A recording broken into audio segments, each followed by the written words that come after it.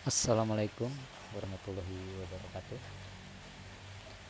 Hari ini saya coba mau unboxing. Saya dapat paket nih dari Shopee hari ini. Ini baru nyampe. Ini sih biasanya berupa buku. Coba kita buka buku.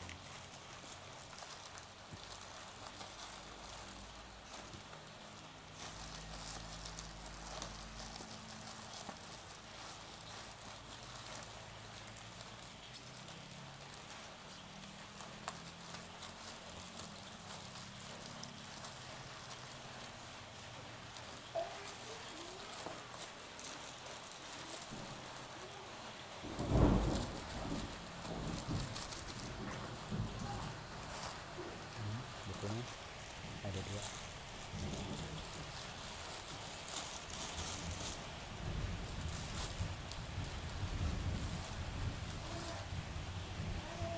Ini yang pertama, pengajaran sholat. Pengajaran sholat karya Ahsan, penerbit Diponegoro.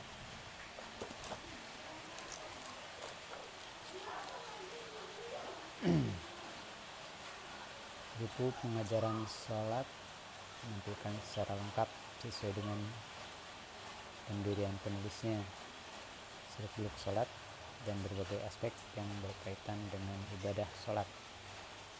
Selain masalah pokok, buku ini juga diperkaya dengan pembahasan seputar rukun iman dan rukun Islam, dua fundamental agama yang pokok dan tidak bisa dipisahkan dalam kehidupan setiap manusia. Ini setiap kali yang diangkatnya senantiasa merujuk pada dalil-dalil yang bersumber dari Al-Quran maupun As-Sunnah. Kita coba lihat apa saja ini. Ini cetakan, waduh udah banyak juga ya. Mungkin cetakan ke 36 ya, dari Diponegoro. Cetakan pertama sampai ke-12 diselenggarakan oleh Persatuan Islam, yakni dari tahun 1930 sampai 1962, dan cetakannya ini 2007 yang ke 36. Ini teori bagi praktek sholat dan dalil-dalilnya. Kita coba buka halaman berikutnya. Ini daftar isinya. Kita lihat daftar isinya apa aja. Pendahuluan, pengantar, penerbit, rukun iman, rukun Islam, sembahyang subuh, zuhur, lengkap ini sembahyang berjamaah, azan, sembahyang Jumat, mengkot, contoh khutbah, doa-doa dan lainnya yang diriwayatkan dari Nabi, surah-surah Quran. Ini dalil-dalil ada juga di sini, dalil-dalil rukun iman, wajib beriman, hidup, terus malaikat, dalil rukun Islam sembahyang 5 kali, jangan rakaat. Selanjutnya ini ada zakat harta kalian, dilarang bau-bauan, dilarang bersyukur. Ini waktu ihram haji ya.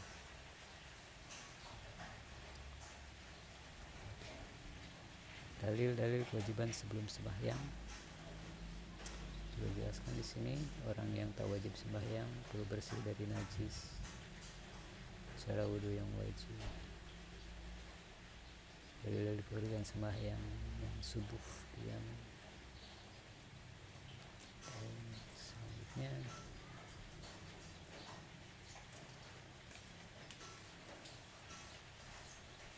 ini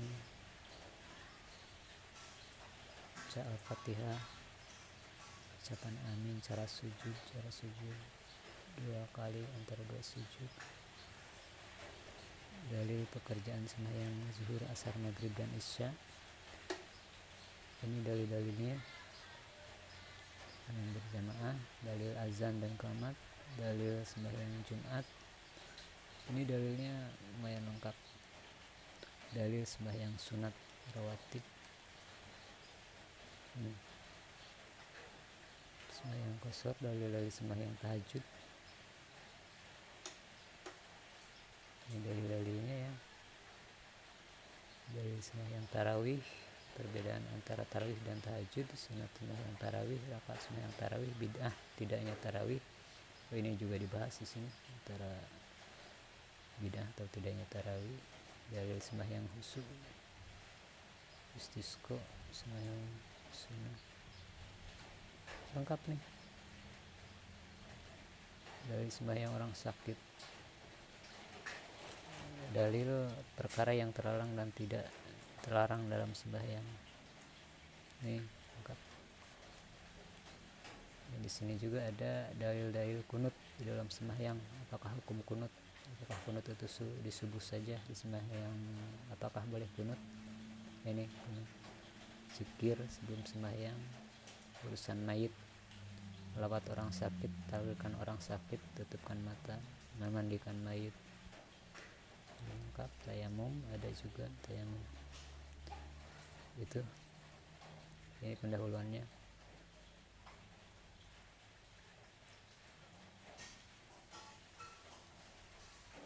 Zikir-zikir, bacaan ayat, hadis-hadis. Nah, sini lengkap sudah. Ini mudah-mudahan bisa membantu bagi Anda yang mau contoh tentang sembahyang. Mungkin ini hukum sembahyang, kewajiban sebelum sembahyang. Ini ada penjelasannya juga. Contohnya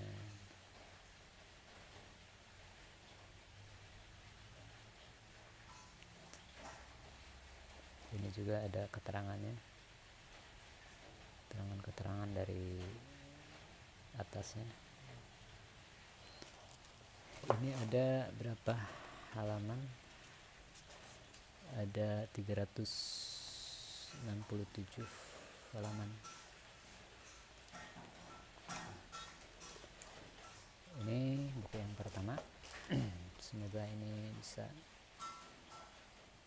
menjadikan referensi buat Anda yang mau memperdalam terkait dengan pengajaran sholat.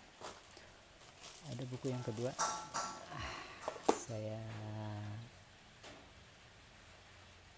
sangat ini dengan ini, Parasit Akidah, karya Ade El Mersedek. Ini perkembangan agama-agama kultur dan pengaruhnya terhadap Islam di Indonesia. Kita lihat apa aja isinya nih. Ini belum dibuka karena baru datang.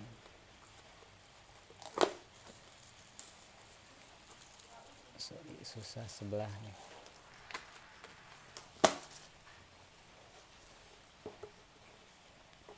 Kita lihat apa ini.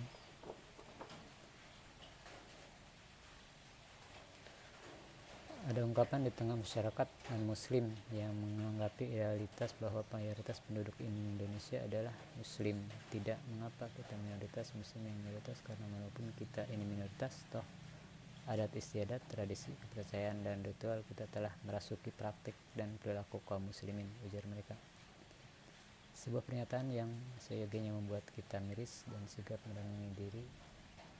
Mengapa? Karena memang kenyataan membuktikan praktek-praktek ajaran agama dan kepercayaan kita sebagai muslim lebih banyak bercampur dengan kepercayaan dan ritual agama-agama lain. Sebut saja misalnya ajaran Hindu, Buddha, Kristen, Isme, Cina, kepercayaan pada dewa-dewa, dewa-dewi, agama-agama kultur India, Persia, Mesir kuno, dan sebagainya. Bukti ini membawa Anda untuk lebih mengenali dan mendalami ajaran-ajaran non-muslim yang sedikit banyak telah mengotori kemurnian akidah dan ibadah Islam Semoga buku ini dapat menggugah kita semua agar bisa memurnikan kembali praktek ajaran kita, membersihkan dan membebaskan diri dari bid'ah, khurafat dan tahayul. Oke, ini ada berapa halaman, kita lihat halamannya.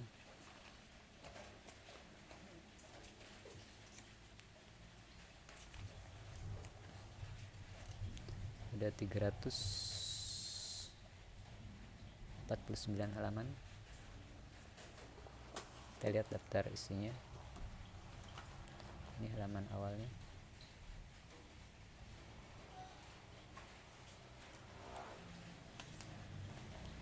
Daftar isi mukadimah, agama wahyu,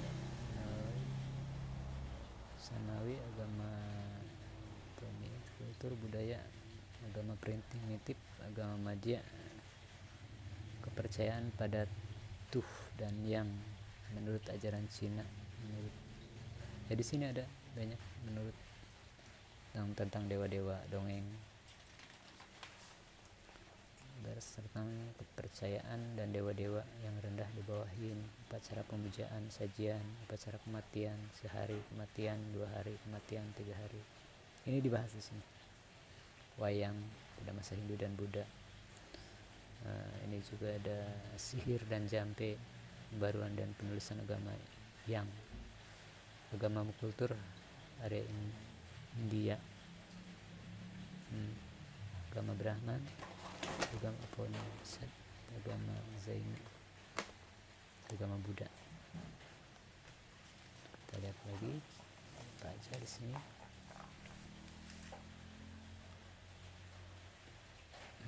Agama Brahma, agama Hindu, agama kuno Persia,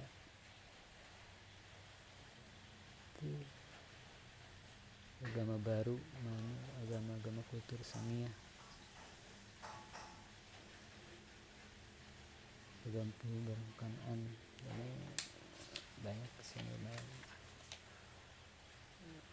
Agama Syafi'iyah, agama kultur Hamiyah. Ini membahas banyak sekali agama ya. Agama Pesisiran pada masa ke-7, sifat Samun.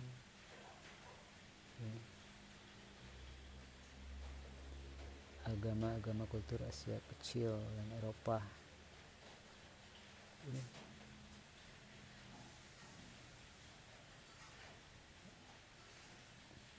Di sini banyak sekali agama ternyata.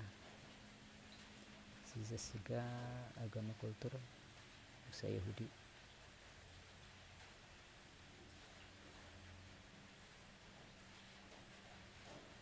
Pandangan Islam tentang pengaruh ajaran Yahudi dan Nasrani terhadap orang-orang Islam yang tidak berpegang teguh pada Al-Quran dan As-Sunnah. Pengaruh ajaran Yahudi, pengaruh ajaran Nasrani, kepercayaan yang bercampur baur. Di sini ada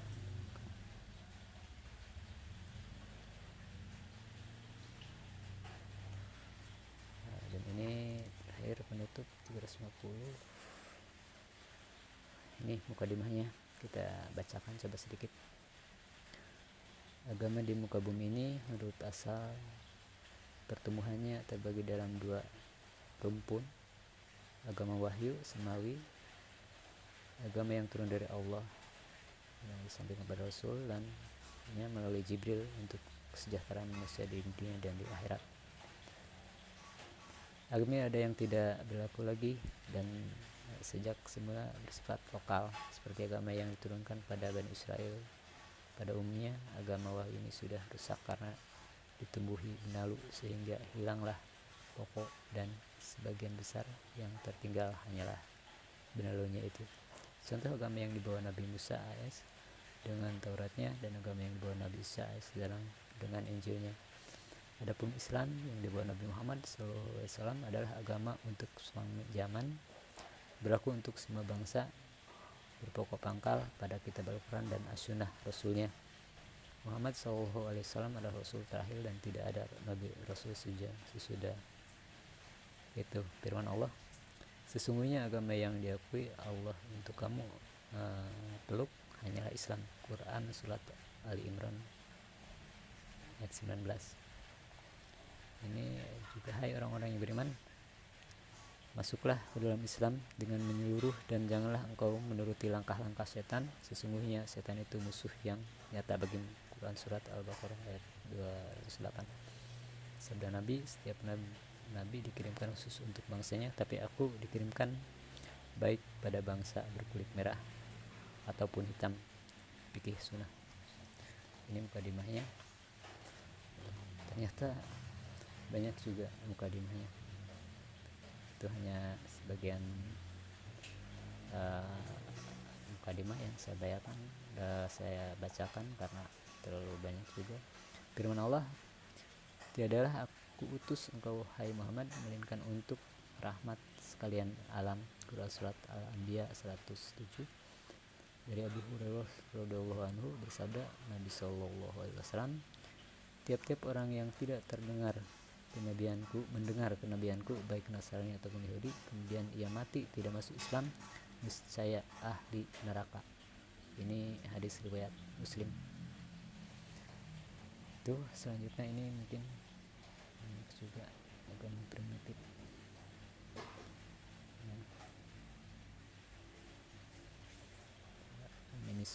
Ada animisme.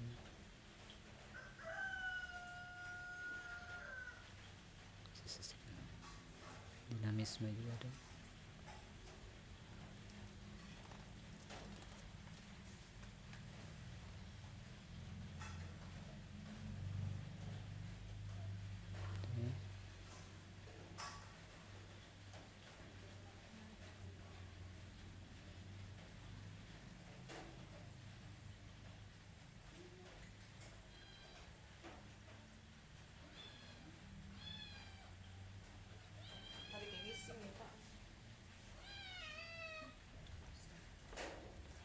Ini panjang sekali ya.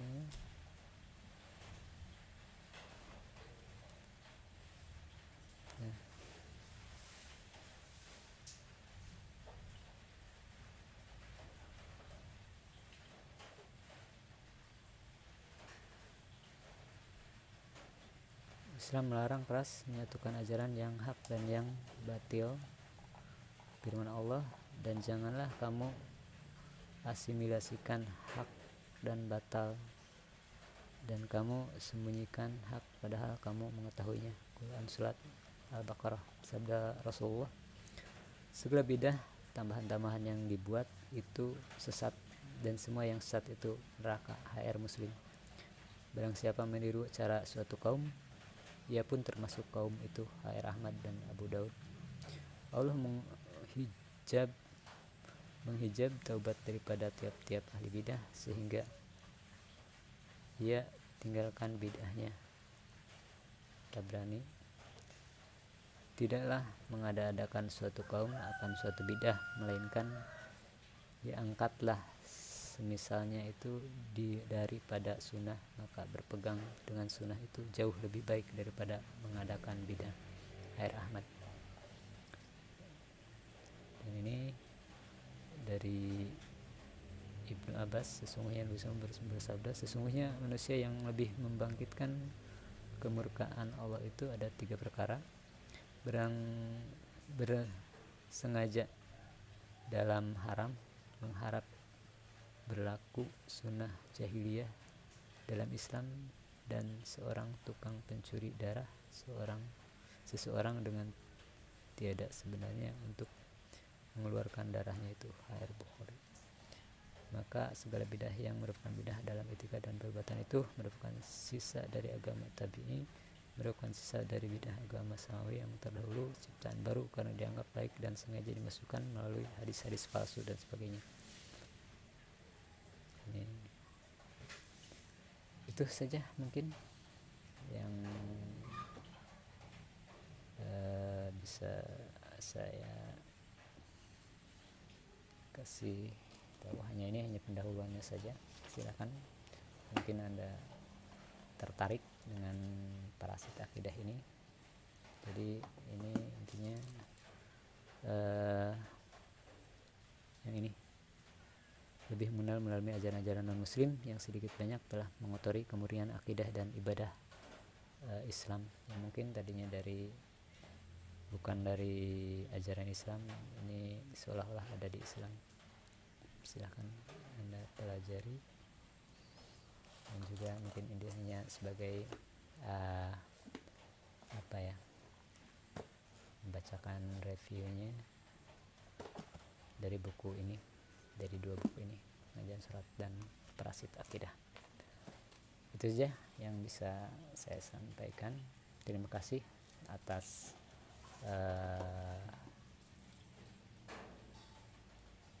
atensinya dan perhatiannya. Bila itu hidayah. Wassalamualaikum warahmatullahi wabarakatuh.